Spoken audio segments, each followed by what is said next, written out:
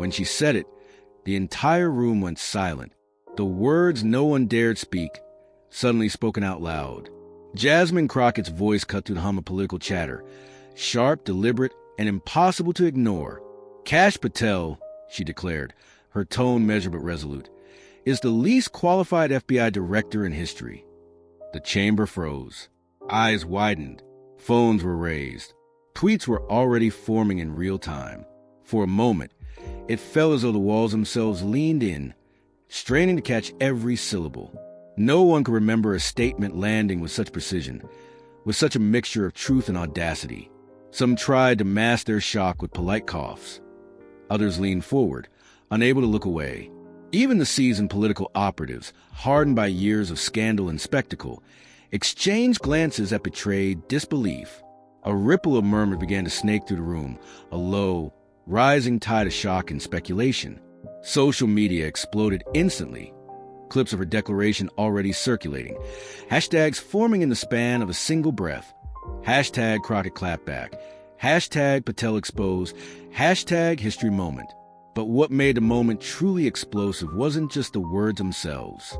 It was the composure behind them. While others might have shouted or stumbled, Crockett's presence was unwavering. She stood as if anchored by principle, every gesture controlled, every syllable deliberate. It wasn't anger that fueled her. It was clarity, courage, and the kind of moral certainty that could silence a room without raising a hand. And silence it did. The contrast was striking. One figure, brimming with self-assured arrogance, had dominated headlines and committees for months. The other, calm and resolute, reminded the world that integrity was its own kind of power. For the audience, it was a shockwave. For the chamber, it was a moment that would be replayed in whispers, in headlines, in late-night commentary. And for Kash Patel, it was a quiet prelude to a reckoning that he had not seen coming. Every eye that turned toward him reflected the question burning in the air. Could anyone actually challenge him and win? But to understand why her words hit so hard, why they resonated far beyond the walls of the chamber, we need to rewind. We need to look at what led to this confrontation, what stakes were on the line, and why a single sentence could ignite a storm that no one could ignore. The story was far from over. To understand why Jasmine Crockett's words reverberated like a thunderclap, you first need to grasp the world she was stepping into. Kash Patel was no ordinary political figure. He had risen through the ranks with precision, maneuvering through the corridors of power like a chess master with no patience for missteps. Every committee meeting he attended, every memo he signed, and every headline that carried his name contributed to an image of authority, influence, and, for some, quiet intimidation. For millions watching, Patel represented the face of insider politics. Someone who seemed untouchable, someone who operated above the petty squabbles of ideology, yet whose decisions shaped investigations, oversight, and the very integrity of the institutions meant to protect the country. The stakes were enormous. The FBI is more than a bureau. It is a symbol of accountability and justice, a line of defense against corruption, misinformation, and internal power grabs. The director's credibility is measured not just by competence, but by the ability to inspire trust, to ensure the public believes in the impartiality of those sworn to uphold the law. Patel, with his political pedigree and rapid ascent, was supposed to embody that trust. Instead, whispers of inexperience and partisan bias had followed him like a shadow for months, building quietly, accumulating in online forums, cable panels, and water cooler conversations. And while some dismissed those warnings, others felt the tension in the room. The country was watching, and the stakes could not have been higher. When Crockett entered that chamber, she carried more than her own voice. She carried the expectation of every constituent, every voter, every citizen who demanded accountability. The moment wasn't just about calling out Patel's qualifications. It was about confronting the arrogance that had been tolerated for too long. As she spoke, the weight of history hung in the air. Every word, every pause, was a calculated strike, a reminder that power alone does not confer legitimacy. Social media, as ever, amplified every heartbeat of the confrontation. Clips of her declaration spread like wildfire. Analysts debated the implications. Pundits speculated on the fallout, and ordinary viewers felt the tremors of engagement in their feeds. Hashtag FBI accountability and hashtag Crockett calls out became trending topics within minutes. Some cheered, some gasped, others simply watched, unable to tear their eyes from the unfolding drama. What happened next would send shockwaves through Congress and across social media, forcing everyone, from journalists to political rivals, to reckon with the confrontation in real time. And yet, even as the tension reached its peak, Patel maintained a veneer of composure. It was that very calm, that carefully cultivated air of certainty, that had allowed him to rise in the first place. People underestimated him at their own peril. He had the confidence of someone who believed he could navigate controversy without consequence, the skill of an insider who knew the angles, the loopholes, and the back channels that others could only guess at. But before the moment of reckoning, the world only knew Patel as the insider everyone feared and underestimated. They hadn't yet witnessed a collision between unshakable principle and carefully honed arrogance, a confrontation that would not just make history, but redefine how power, competence, and integrity are measured in the public eye. Kash Patel's rise was a kind of story that political operatives admired in private and feared in public. He had carved a path through Washington with an uncanny mix of ambition, timing, and calculated charm. To some, he was the embodiment of efficiency, a man who could turn chaos into order, who understood the mechanics of bureaucracy better than most ever could. To others, he was the archetype of arrogance, a figure whose confidence often slipped into hubris, and whose loyalty seemed to align more with opportunity than principle. From the very beginning, Patel had demonstrated a knack for positioning himself at the right moment. He moved through advisory roles, intelligence committees, and executive offices, mastering the language of influence while absorbing the nuances of political power. His resume boasted impressive titles, but critics argued that titles alone did not measure competence. When he was appointed to oversee sensitive investigations, whispers circulated about whether his rapid ascent had outpaced his experience. Some questioned if the system had allowed a figure more loyal to optics than to accountability to climb so quickly. The controversies followed him like shadows. At one point, Patel was publicly praised for his management of a high-profile intelligence report, lauded by certain insiders as a masterstroke. Yet leaked documents suggested that portions had been politically sanitized. Analysts debated whether it was skill or calculation, genius or opportunism. One columnist noted dryly, "He always seems one step ahead of scrutiny, but how much is luck and how much is manipulation?" The room applauded him once, but it would not last. Patel's public persona leaned heavily on confidence, bordering on imperiousness. He had a way of delivering statements with an air of infallibility, a tone that implied he was untouchable, untarnished, beyond reproach. In televised interviews, he would lean forward, arms resting on the table, voice steady, eyes scanning the room as if daring anyone to challenge him. The effect was magnetic to supporters, intimidating to critics. Yet behind the polished image lay inconsistencies, contradictions, and moments that would later become central to his unraveling. There were times when his decisions raised eyebrows, policies implemented with little transparency, interpretations of law that seemed convenient rather than consistent, and public defenses that sometimes contradicted prior statements.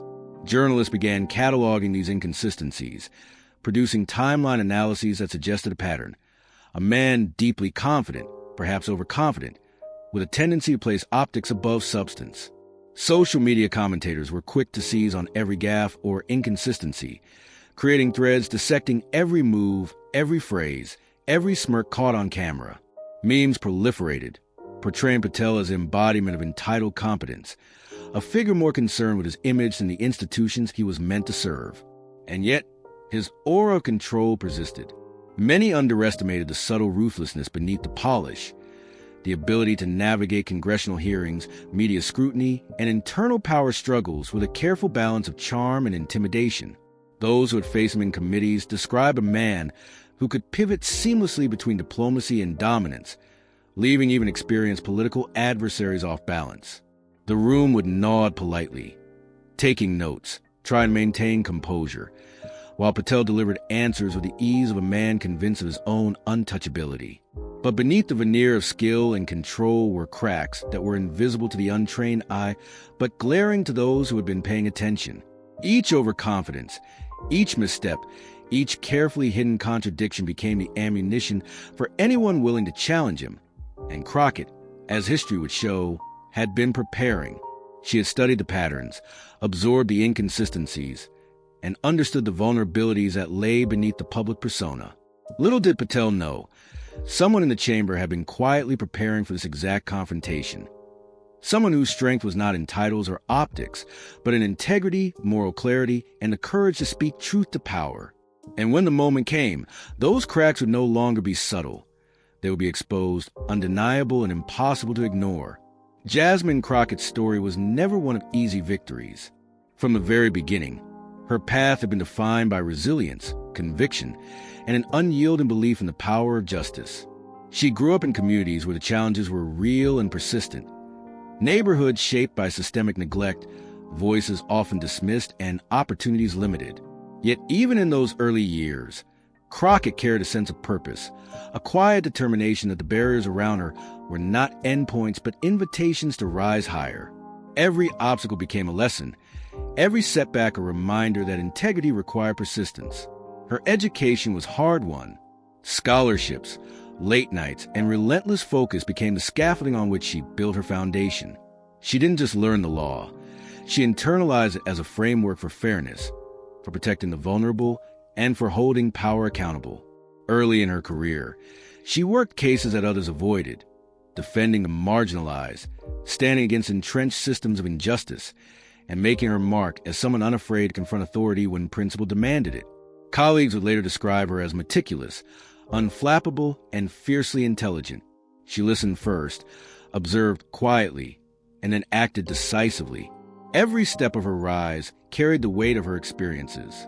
Entering politics was not a pursuit of personal gain, but an extension to fight she had always waged in courtrooms and community halls. She carried with her the voices of those who had been silenced, the hopes of communities whose struggles were often invisible, and the belief that public service demanded courage as much as skill. Campaigns tested her, long hours, public scrutiny, and relentless criticism. Yet Crockett met each challenge with a combination of strategy and sincerity that quickly distinguished her from others in the political arena. Her approach was defined by principle, not performance.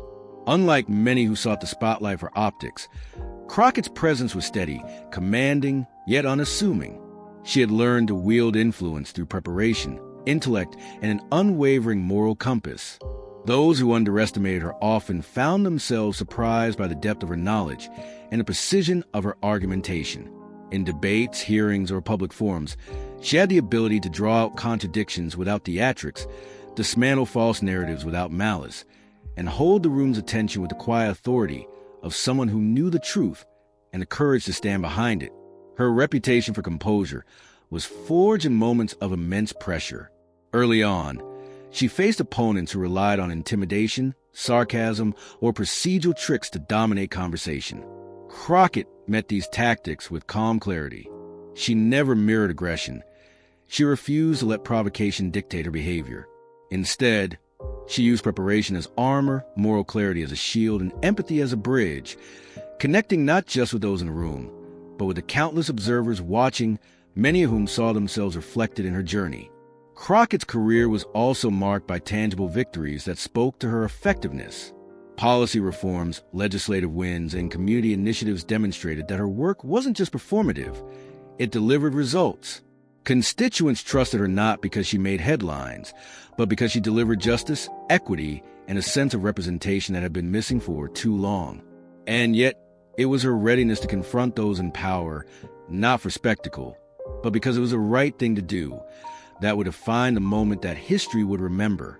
By the time she entered the chamber that day, Crockett carried more than her own expertise. She walked in with the weight of her district's hopes. Calm, resolute, unshakable. Every glance from her seemed to measure the stakes. Every step a statement of intent. She was not just a participant in the debate. She was a culmination of experience, principle, and preparation. The contrast between her poised presence and the arrogance of her opponent set the stage for a collision that would feel inevitable, yet electrifying when it came. Every preparation, every study session, every late-night analysis of past hearings, and every moral reflection had led to this moment. Crockett knew the strengths and weaknesses of the person she faced, the expectations of the audience, and the historic weight of her words. Yet she carried none of it as a burden. Instead, she embodied confidence rooted in principle, not ego, courage tempered by insight, not bravado. And when words finally clashed, history was about to take notice. The room bristled with tension the moment the debate began. Patel leaned forward, his voice smooth, rehearsed, carrying the confidence of someone who believed he could dominate any conversation. He launched into prepared remarks, peppered with subtle jabs, insinuations, and the kind of political theater designed to unsettle opponents. But Crockett remained unmoved. Her gaze never wavered, her posture calm, her voice steady, signaling that she was not merely present. She was in control. At first, the exchanges were polite, almost ritualistic. Questions were asked, answers given. But beneath the surface, a current of hostility rippled through the chamber. Patel's smirks hinted at arrogance, at the assumption that the debate was already a stage. Every word was a calculated test of Crockett's composure. Yet with each interruption, each attempt to undermine her credibility, Crockett's confidence only deepened. She responded with precision, correcting misstatements, reframing accusations, and exposing vague claims without raising her voice. The crowd sensed it immediately. This was not a standard back and forth. This was a battle of integrity versus entitlement. As the verbal sparring intensified, so did the theatrics. Patel began to speak over her, emphasizing authority, assuming dominance. Some in the audience leaned forward, eyebrows raised, anticipating a crack in her calm exterior. Others whispered to one another, murmurs punctuated by the click of recording devices and the subtle hum of cameras capturing every glance, every hesitation. But Crockett's responses were surgical, disarming each assertion with clarity, timing, and unwavering poise.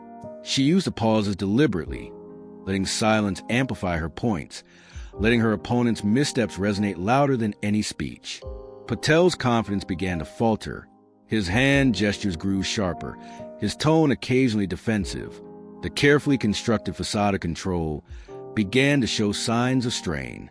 A smirk slipped too long, a phrase repeated, a subtle overreach. The audience noticed. Political observers in the room exchanged knowing looks. Those monitoring online felt the shift too, refreshing feeds to watch the unraveling unfold. For the first time, the man who had mastered the optics of power was visibly rattled. Crockett, by contrast, remained anchored. Each time Patel attempted to dominate, she countered not with aggression, but with insight. She highlighted contradictions, pointed to inconsistencies, and framed every argument within a broader context of ethics, duty, and accountability. The energy in the chamber shifted palpably. Whispers turned into nods, tense anticipation gave way to admiration, and a subtle power reversal took root. The hero was not just holding her ground. She was guiding the narrative. The crowd, sensing the moment, responded instinctively. Some leaned forward in awe. Others murmured approval. Cameras captured the glances of aides, colleagues, and journalists alike, everyone processing the unexpected turn of events. Every interruption Patel made was met with calculated calm. Every rhetorical flourish was neutralized with composed authority. The tension escalated, building toward crescendo, a point where words alone could decide the perception of competence, credibility, and moral authority. And then, with silence and precision, Crockett struck where it mattered most. The chamber held its breath. Every eye fixed on Jasmine Crockett as she adjusted the microphone, the weight of expectation palpable in the air. Patel, for all his prior confidence, shifted slightly in his seat, a subtle sign of unease that had gone unnoticed until now. The room, previously buzzing with whispered speculation, fell into a tense silence. It was as if the walls themselves had leaned closer, eager to catch every syllable about to be spoken. Crockett exhaled lightly, her expression calm, almost serene, yet every detail, the tilt of her chin, the precision of her gaze, signaled that a decisive moment had arrived. "I want to be clear," she began, her voice steady, each word deliberate, resonating in the room like a chime of undeniable truth. "When we evaluate leadership, when we evaluate competence, we must measure not just titles, but experience, judgment, and integrity. By those standards, the individual standing across from me, someone the public was told to trust implicitly, failed spectacularly. She paused briefly, letting the statement settle, allowing the initial shock to ripple through every observer. Cameras clicked, recording devices captured the nuance, and even Patel's closest allies shifted uncomfortably, sensing the tide turning. Crockett continued, layering her critique with facts, timelines, and references that left little room for rebuttal. Appointments and accolades do not erase the record, she said, scanning the room slowly, ensuring her gaze connected with journalists, colleagues, and constituents alike. We have seen decisions rushed, investigations politicized, public statements contradicted by prior evidence. Every misstep, every miscalculation has consequences, and these are not minor oversights. They define the very trust that is supposed to underpin our institutions. Her calm, measured delivery contrasted sharply with Patel's rising tension, highlighting the disparity in preparation and principle. Murmurs began to circulate among the audience, a low hum of recognition, admiration, and disbelief. Every correction, every pinpointed inconsistency, struck at the core of Patel's credibility. She cited specific instances where public statements had conflicted with prior reports, moments where opaque processes had been misrepresented, and decisions that reflected ambition over accountability. Each point was a scalpel, precise, deliberate, and devastating in its clarity. Patel attempted to interject, but Crockett's timing was impeccable. With subtle pauses and careful eye contact, she controlled the rhythm of the confrontation. Every interruption he made only emphasized his growing desperation, his words increasingly defensive, tone faltering. The chamber seemed to lean forward collectively, drawn into a drama where the stakes were not just political but moral. It was a spectacle of intellect versus hubris, principle versus pretense. As her statement progressed, Crockett elevated her argument beyond individual critique. She reframed the discussion around accountability, public service, and the ethical responsibility of leadership. The American people deserve more than confidence rooted in titles, she asserted, her voice carrying a resonance that transcended the chamber. They deserve competence grounded in experience. They deserve judgment anchored in principle. Anything less is a disservice to the oath we all take, to the trust the public places in us, and to the very notion of justice itself. Every pause drew an attention. Every deliberate emphasis magnified the impact of her words. The audience responded with subtle but unmistakable signs of agreement. Some leaned forward, nodding. Others exchanged quiet glances that acknowledged a shift of power. Even members of Patel's own circle, who had previously exhibited unwavering support, seemed unsettled. The visual cues, a tightening jaw, a hand raised to adjust a tie, a quick glance toward aides, were unmistakable indicators that Crockett's words were landing harder than anyone had anticipated. And then she delivered the line that would be remembered. "Kash Patel," she said slowly, letting the syllables linger in the air, "is the least qualified FBI director in history." The chamber, already tense, seemed to stop breathing. Phones rose instinctively, capturing the moment. Social media, already alert to the unfolding confrontation, would explode within seconds. The statement was not shouted, not dramatized. It was asserted with undeniable authority. It carried weight because it was backed by facts, experience, and the moral certainty that comes from speaking truth under pressure. Patel's composure, once assumed unassailable, cracked visibly. A subtle twitch, a brief narrowing of the eyes, and the careful mass of confidence began to falter. He attempted to counter, but Crockett's pace and precision left no room for distraction. She anticipated his responses, neutralized potential defenses before they were voiced, and controlled the narrative with an ease that was both mesmerizing and devastating. Every rebuttal he offered only reinforced the contrast between arrogance and preparation, spectacle and substance, ego and principle. By the end of her address, the chamber was a portrait of contrasts. Crockett stood calm, unwavering, almost serene in the face of tension that had rattled an experienced political operator. Patel, meanwhile, displayed every subtle sign of discomfort, his previously commanding presence diminished by a combination of scrutiny, precision, and undeniable logic. Observers in the room, journalists, and live-stream audiences all experienced a collective recognition. The battle had shifted irrevocably. The immediate aftermath of her words was electric. Camera lenses, live streams, and whispered exchanges documented the moment with precision. Analysts began outlining the implications in real time. Social media threads began forming, and ordinary viewers felt the resonance of a moment that was larger than the chamber itself. Every detail mattered. The pauses, the emphasis, the deliberate gaze, the way she allowed silence to punctuate truth. It was a masterclass in controlled power, in intellect applied decisively, in courage expressed without theatrics. And yet, even as the room absorbed the impact, one thought lingered in the minds of all who had witnessed it. This was not merely a takedown. This was a statement of principle, a demonstration of what leadership grounded in integrity looks like. Then, with the echo of her words still resonating in every corner, the reaction was immediate, explosive, and unrelenting. The moment Crockett's words left her lips, the world seemed to shift on its axis. Social media erupted almost instantly. Clips of her declaration circulated at lightning speed, shared across platforms by millions, retweeted, reposted, and dissected frame by frame. Hashtags trended within minutes. Hashtag Crockett clapback. Hashtag Patel exposed. Hashtag least qualified FBI. Comment sections overflowed with admiration, outrage, and debate. The chamber itself felt smaller than the digital stage that had become the epicenter of public scrutiny. Every user, every screen, became a witness to a confrontation that had transcended politics to touch something deeper: the yearning for accountability, honesty, and courage in leadership. Journalists scrambled to contextualize the statement. Analysts lined up for instant commentary, and opinion pieces exploded with headlines that tried to capture the seismic impact. Unprecedented rebuke in congressional hearing read one. Jasmine Crockett calls out Patel in moment that will define a career, read another.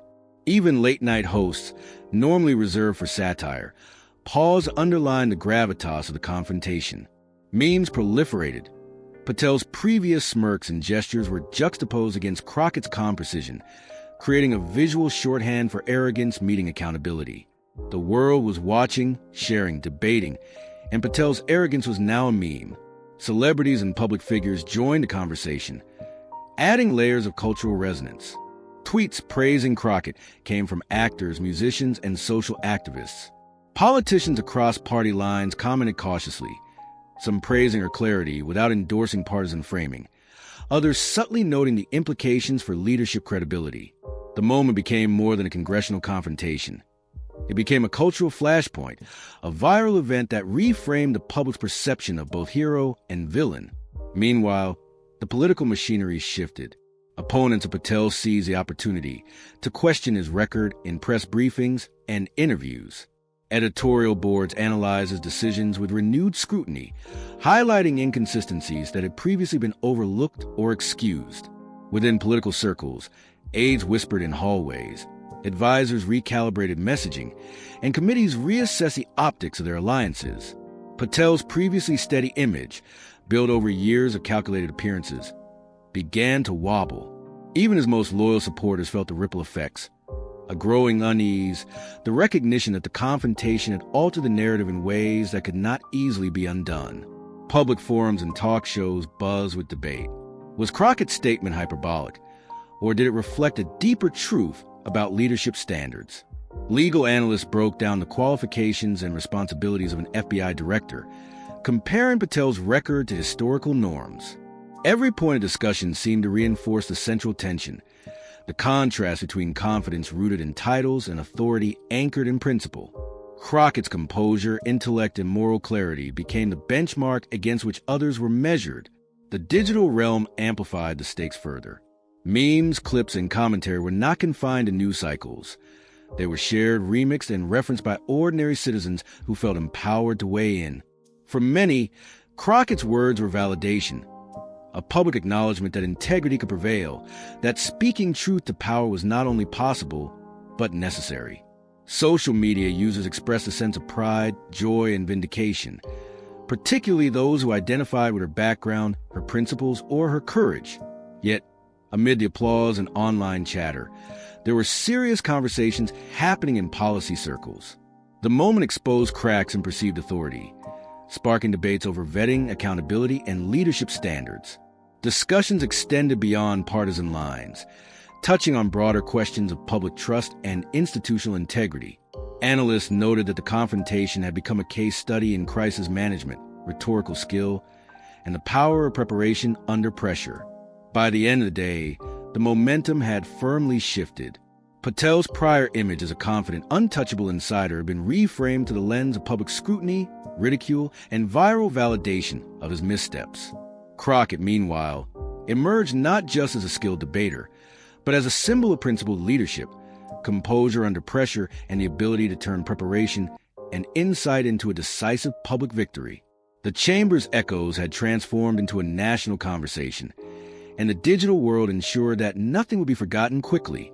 But beyond viral moments lies a deeper lesson, one that transcends politics, hashtags, and fleeting attention. It was never just about one debate. It was about courage, integrity, and standing up when the world watches. Jasmine Crockett's statement had done more than expose a flaw in one individual's record. It had reminded everyone present and everyone watching across the nation that leadership is measured not by titles or bravado, but by the principles that guide decisions, the accountability one embraces, and the courage to speak truth even when the room is silent with expectation. In reframing the confrontation, Crockett shifted the focus from a personal takedown to a universal lesson. She reminded the country that competence cannot be replaced by confidence, and authority is hollow without integrity. Every decision, every public statement, every vote carries weight beyond the chamber. The moment became a testament to the enduring value of preparation, moral clarity, and empathy in leadership. It was a reminder that standing for what is right requires more than passion. It requires patience, focus, and the ability to remain steadfast under pressure. For those who had followed her journey, the resonance was profound. Crockett's words were not merely political. They were emblematic of an ethic, a standard by which public servants, advocates, and citizens alike could measure their own actions. She had demonstrated that courage is not loud or performative. It is deliberate, informed, and principled. The applause that followed her words was not just for the moment itself, but for what it represented, a vision of leadership anchored in truth and dignity. In communities across the country, viewers felt validated, particularly those whose identities and voices had often been overlooked. Immigrants, young activists, and those advocating for justice saw in Crockett a reflection of their own aspirations, the courage to challenge entrenched power, the patience to master one's craft, and the conviction to stand firm even when the world is watching. Social media posts, discussion threads, and community forums became spaces for reflection, admiration, and dialogue. Crockett had provided not just a critique of a leader, but a model of ethical engagement, inspiring countless individuals to envision a better standard for public life. Even within the halls of government, the moral clarity of her approach left an impression. Colleagues and observers noted that the moment transcended partisan lines. It was no longer merely about Crockett versus Patel. It was about principle versus pretense, preparation versus ego. Her measured delivery, her calm authority, and her unshakable commitment to truth had shifted perceptions, elevated discourse, and reminded everyone present that accountability is not optional. It is essential. The lesson extended beyond politics. It was a reminder for every citizen that courage is not a private attribute. It is expressed in public acts, in moments when silence would be easier and when conformity would be safer. Crockett's example demonstrated that change often begins with one voice, one decision, one refusal to accept compromise at the expense of justice. Her confrontation with Patel became a symbol of what happens when preparation meets principle, when knowledge meets moral clarity, and when integrity meets opportunity. And in that larger perspective, the moment became timeless. It was not merely a viral clip, a trending hashtag, or a political talking point. It was a narrative about the power of character, the necessity of accountability, and the impact of standing firm in the face of arrogance. By reframing the conflict, Crockett reminded the nation that dignity triumphs over deception. Truth eclipses spectacle, and public service is a responsibility that demands courage. And this is why her words will echo far beyond this chamber, serving as a benchmark for leadership, a source of inspiration for communities often overlooked, and a reminder that integrity, above all, defines history. Jasmine Crockett walked out of the chamber not just as a politician, but as a symbol. One figure had stood for arrogance, entitlement, and unchecked power. The other had embodied dignity, preparation, and unwavering integrity. The contrast was unmistakable.